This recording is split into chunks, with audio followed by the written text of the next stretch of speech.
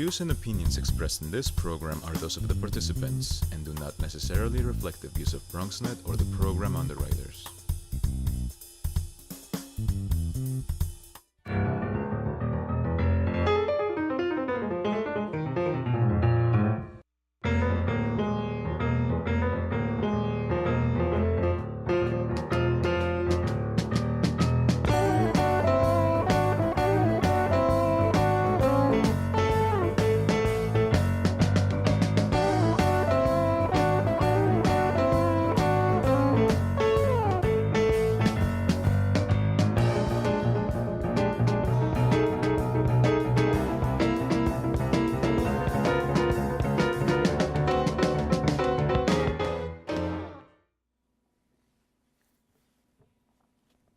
Good evening and welcome to BronxTalk. On Wednesday, the state legislature was called back to Albany for a special session to try and bang out an agreement on mayoral control of the city's schools before the deal expired. Tonight, Bronx Assemblyman Jeff Dinowitz will report to us on what happened at that session, as well as a variety of other legislative issues, and also a number of issues in his own 81st Assembly District here in the Bronx. One side note before we begin, this is the second of a 4-week series we're doing with state officials. We had Assemblyman Sepulveda last week, as hopefully you know, and we will host Senator Jamal Bailey on July 10th, and then the chair of the Bronx County Democratic Committee on July 17th. It is hot in the summer, and the political talk is hot in July on BronxTalk nonetheless. It is our pleasure to welcome back to BronxTalk the Assemblyman representing the 81st Assembly District, Assemblyman Jeff Dinowitz. Thanks for rushing back from Albany to get here. Oh, it's great to be here. And I do want to mention to viewers, just so you know, we are actually recording this Thursday morning, the morning after that Wednesday session, and it will air beginning Monday, July 3rd. So we're going to talk in real time, and so that's why if it seems like, you know, he says yesterday, he's not referring to Sunday, but Wednesday. So what happened yesterday on Wednesday in Albany? Was yesterday Wednesday? It's hard to keep track since yesterday didn't end until 3:30 in the morning for me. Well, we passed mayoral control.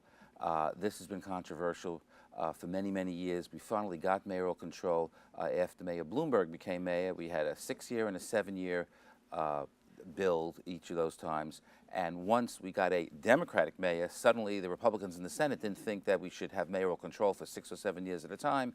And each time it was renewed for 1 year. Talk about playing politics with our kids. But this year, we renewed it for 2 years. So at least we don't have to hold the 1.1 million kids hostage as the Senate Republicans did this year. Let's be clear, and again, back to the time frame, the Assembly passed it, and as I understand, the expectation is that the Senate will pass it later today, which is Thursday. You folks will see the show beginning Monday. Is that what your expectation is? Yes, the Senate's supposed to go back into session this afternoon and presumably pass the bill. The bill contains many things about many things, not just mayoral control. That typically happens at the end of the session, where a lot of things are put into one bill. They usually refer to it as the big ugly because there are so many unconnected things all in one bill, and that's what happened this time around as well. The connectivity between, or the proposed connectivity between expansion of the number of charter schools and mayoral control of the schools was apparently a big sticking problem, if not the biggest, between the Speaker of the Assembly and I'm assuming some of the Assembly Democrats as well. That now is no longer part of this dialogue? That's right. The Assembly Democrats, led by Speaker Carl Hastie from our neighbor from the Bronx, drew a line in the sand, and we said, no, charter schools are a separate issue. We will not be essentially extorted into passing legislation which expands the number of charter schools even further in order to get mayoral control, which almost everybody agrees is something we should be doing anyway. And ultimately, that's what happened in the legislation that was passed. No charter schools in the legislation. And just let's veer off topic slightly for that. What is your thought about the number of charter schools? And very notably, the Bronx Borough President has become a champion of charter schools and the expansion of charter schools. What did you think about that? Whether you like the idea of having it combined with mayoral control or not, what's your attitude toward the expansion of the number of charter schools? I don't think we should expand the number of charter schools. We have lots and lots of charter schools. Some of them are good, some of them are miserable failures. You know, there is this myth out there that, oh, charter schools are wonderful, we'll send our kids there, they'll get a great education. That's true in some of the cases, just like it's true in some cases with typical public schools. But I can tell you, 2 charter schools within 1 block of my own office have closed within the past few years because they were failures. So some are good, some are bad. This mad rush to expand charter schools, to me, does not indicate that it will make kids better educated, and there are still open slots to expand charter schools as it is. But there are powerful and wealthy forces behind the efforts to expand charter schools. You know, I was going to ask you about that, and you just brought it up, that as I understand, there already are slots. So if we need, or there are those who believe we should have more charter schools, I guess it would be logical to say, well, fill those slots, and then we can talk about increasing the numbers, provided that they prove that they're, you know, quality schools. Right, and some of the charter schools are great. There's no question about it. Some are good.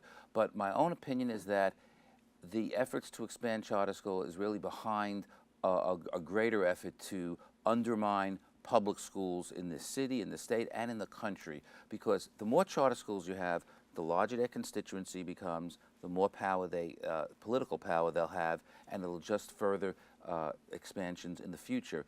The hedge fund billionaires and zillionaires that help some of these charter schools, why don't they give money to some of our public schools that are desperately in need? And the answer is they don't necessarily believe in public education, which is one of the great traditions of our democracy. Let's just talk about this process. So, you know, there was no secret that mayoral control was an important issue, or frankly, important would be understating it, because it's a vital issue. We've really got to know how our schools are going to be managed. And yet, at the end, what was it, June 22nd was the end of session, and the state legislature couldn't make it happen. I want to show you a quote that was in today, Thursday's Daily News, from one of your Senate colleagues, and I'm just curious if you agree with him or not. So if we could put that quote up on the screen. This came from Senator Michael Gianaris from Queens, and he said in the Daily News today, "This sorry chapter represents a dereliction of duty by state leaders who are failing to perform their most basic responsibilities. Instead of saving our mass transit system and working on other important issues, we're wasting taxpayer dollars so politicians can come to Albany and stare at each other. It's an outrage of epic proportions." Is it embarrassing, Assemblyman, that you really had to be called back to Albany to deal with this kind of? I mean, how do you view this? Well, it was ridiculous in many ways. I mean, and Mike Gianaris is a friend, but he's one of our state leaders. So I think one could say collectively certain things didn't happen that should have, other things happened that should not have happened. The fact is, we could have done last week what we did this week. This was all about what I consider extortion by people from outside of the city.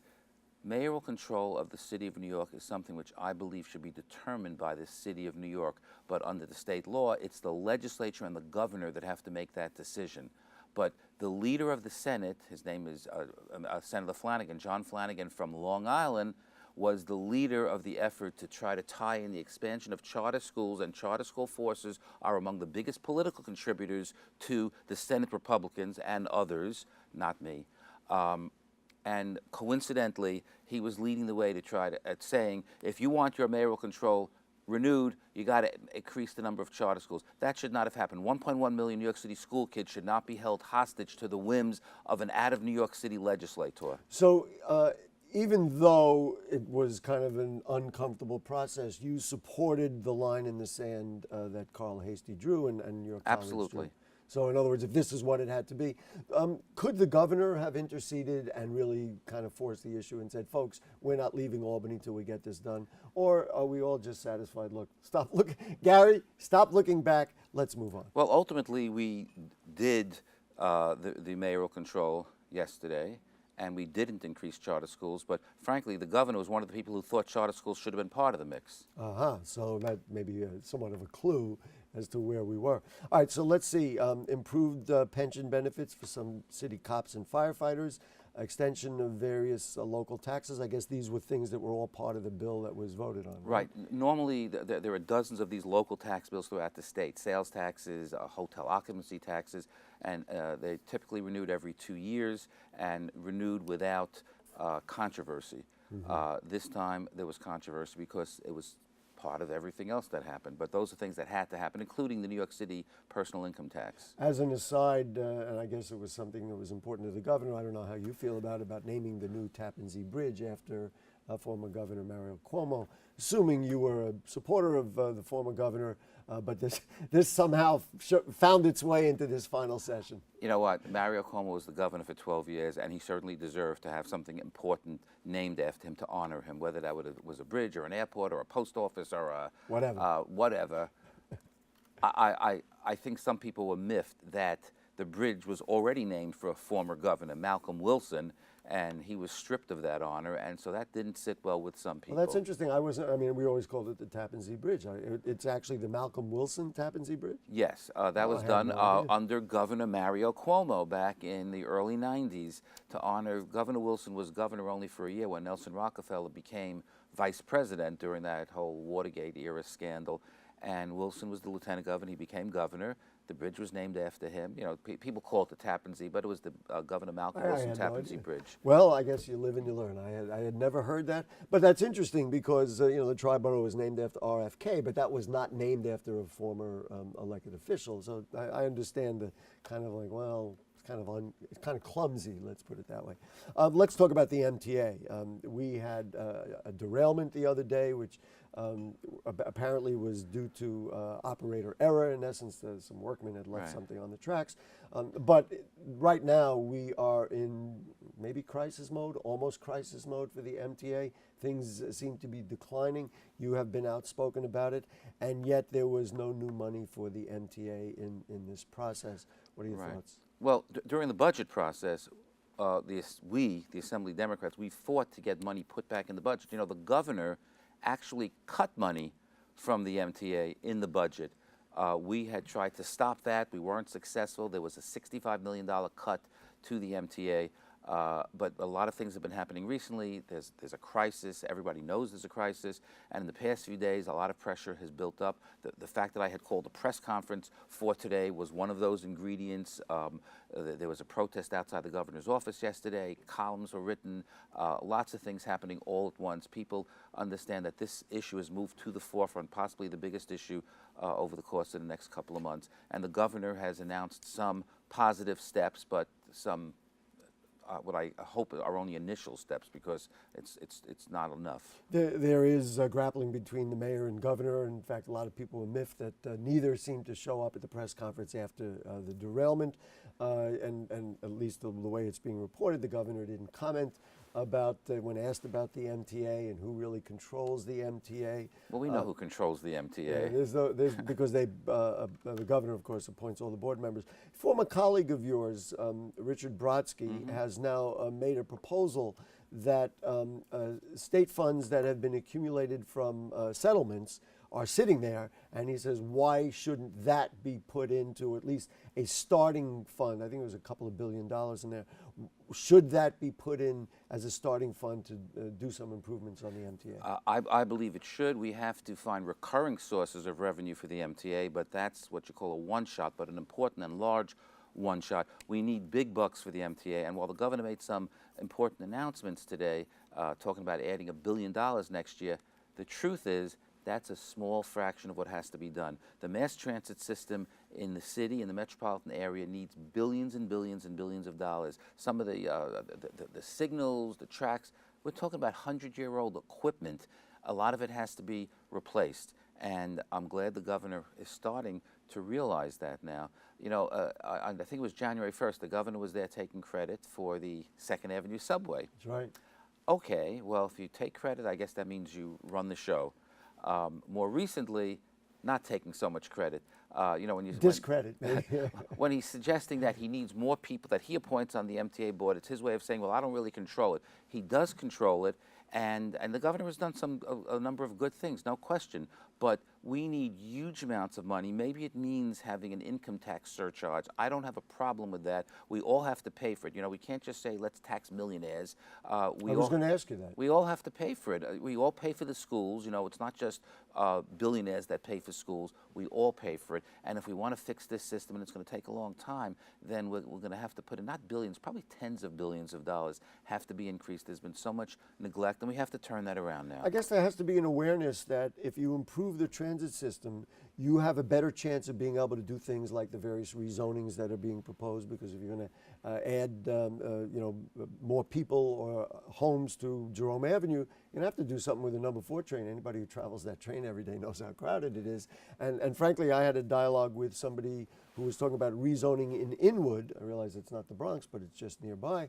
And they're basically saying the same thing. If you're going to rezone here, do you ever stand on the number 1 train, from 125th all the way back up to the Bronx? I mean, it's madness. The ridership is as high as it's ever been. It's increased by huge amounts in just the past 15 years or so. And this huge drive to build more and more housing, particularly affordable housing. You just can't build housing and not provide the additional services, whether it's more schools, whether it's better mass transit. So when advocates for more housing say we got to build housing everywhere, that's really very short-sighted. It has to be part of a larger picture, and I don't see that happening. This is really an aside. I don't know if you're aware of it. A couple of weeks ago, we did a show with the AAA, and we talked about roads and traffic. And if you are a driver like I am in and around the Bronx and the city of New York, traffic is just abominable everywhere. And so one of the numbers that came up out of that show, which I wasn't aware of the actual numbers, is that in 5 years, we've added 125,000 new automobiles in the city of New York. If you don't put infrastructure monies in there, then you're going to have the kind of crowding we have. Is that become a federal thing? And I'm guessing you're not a fan of the President Donald Trump, but that's one of the things he talked about was large infrastructure money. I'm not sure I've ever used his name and the word president in the same sentence, but right. He says he's a fan of infrastructure. I haven't seen one shred of evidence that he wants to do something about it, and to the extent that he's spoken about it, I think he wants to do it in a way that's going to benefit a lot of wealthy contractors, as opposed to doing things that really have to be done and doing it for the right reasons. But the number of cars are increasing. There are more people in the city. More people have more than one car. And the people who have cars also have bigger cars, because for some reason Americans have to drive these big fat boats. You are consistently highly rated by the various environmental groups for your work and your advocacy for environmental issues. In your district, one of the best known buildings, the Whitehall building, just put a green roof on top. And, widely applauded, written up in the Riverdale Press. Everybody's really happy about this idea, and it conceptually is fine. Of course, the people who did it have money to spend. I think there was a $15,000 charge per apartment in order to make that happen. Almost nobody else in the city can afford it. How can we duplicate that kind of thing in other parts of the Bronx so that everybody can enjoy the benefits of lower energy costs and, of course, helping the environment? Well, a lot of it may involve tax incentives, and there are some tax incentives right now.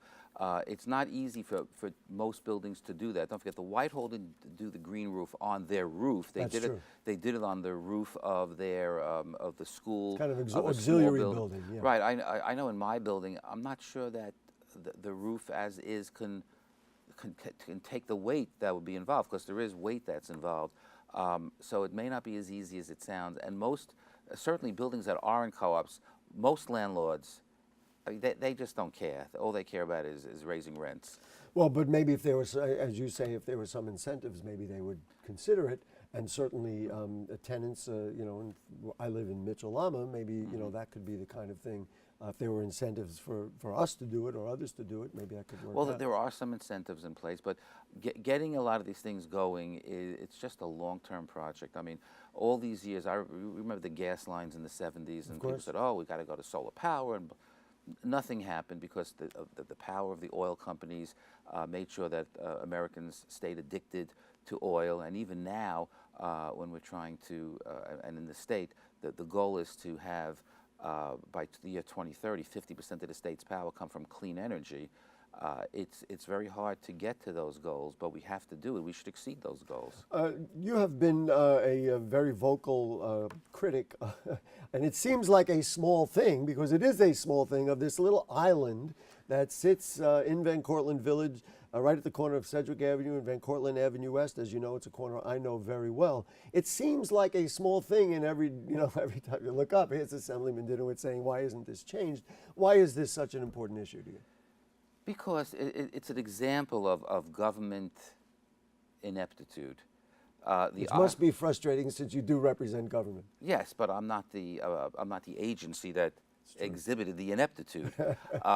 This island was installed around 2012, I think, and it was, I think, approximately maybe at the end of 11, sometime in 12, and it was put there for a good reason. It was for two reasons. One is to make it easier for people to cross. There were a lot of elderly people in that area, and if they can't make it across, they can... Because it's a big, wide street. Yes, they could stop at the island and wait for another cycle of the lights. But also, because it's a very irregularly shaped and odd-shaped intersection, the island would give direction, so cars know, coming from Sedgwick, or like from DeWitt Clinton area, know that they have to go to the right of the island, for example. Cars coming up Sedgwick from where you are, they have to make that sharp left turn, but the island would kind of guide them.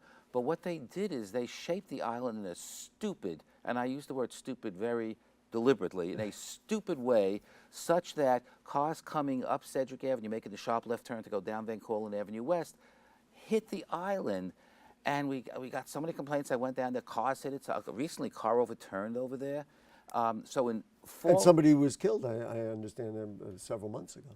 It's mind-boggling. So in October of 14, I brought the then Bronx... October of 14? In October of 14, I brought the then ago. Bronx DOT commissioner there.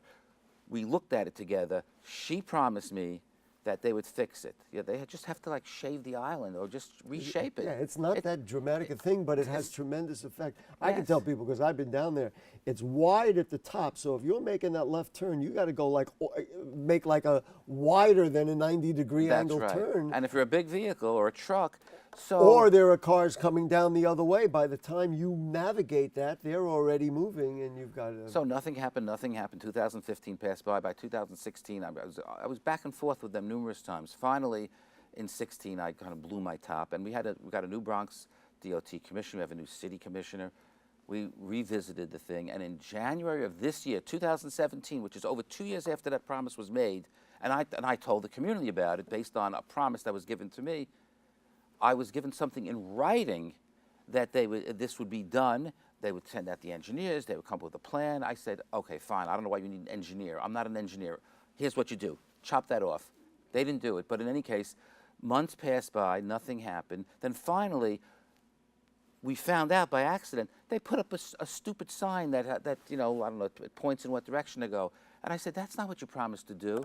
So now they were negging on that commitment.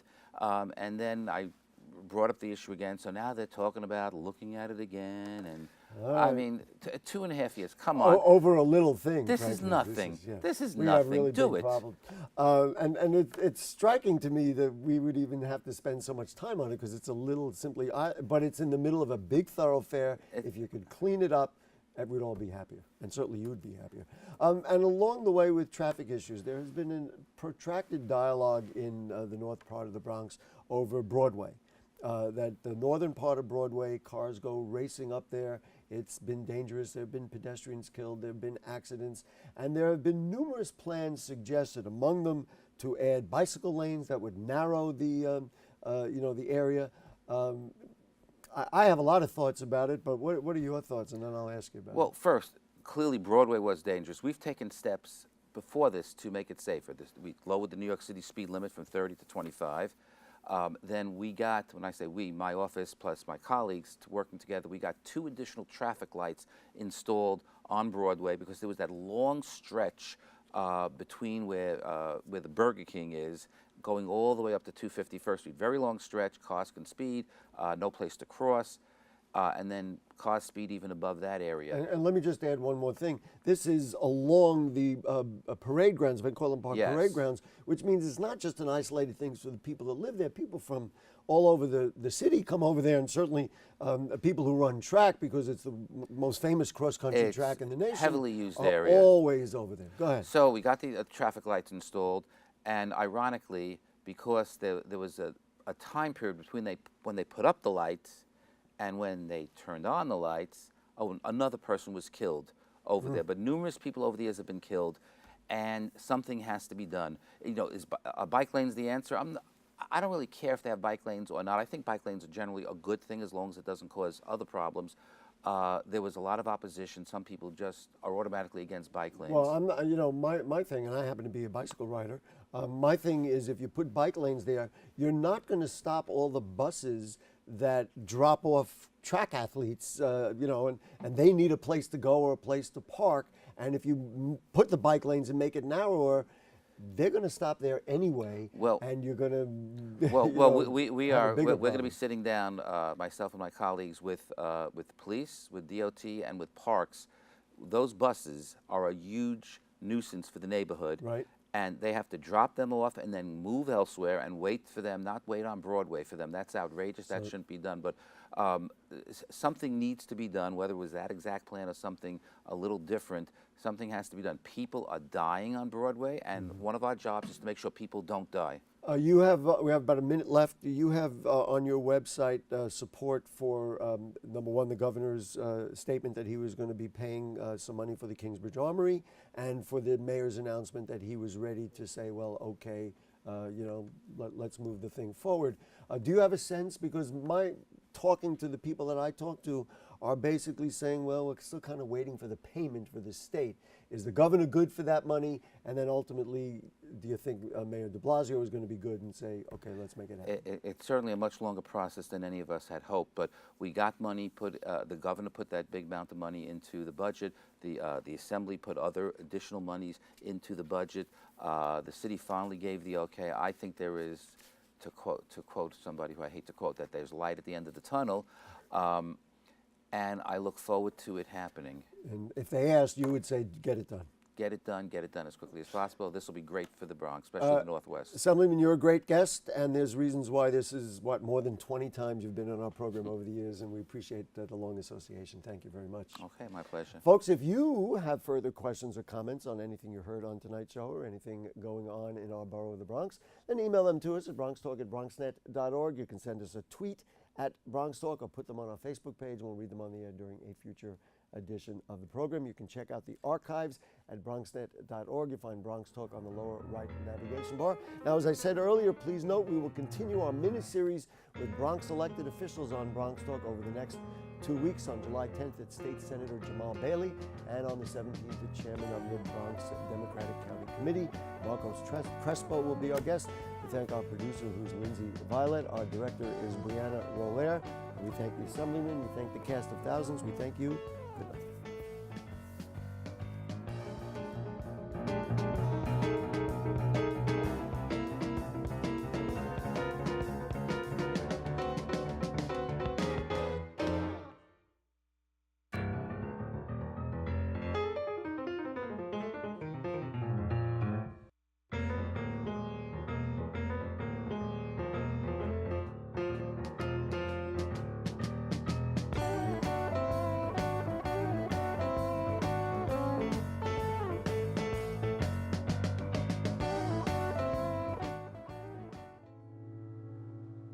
I guess sometimes things just happen.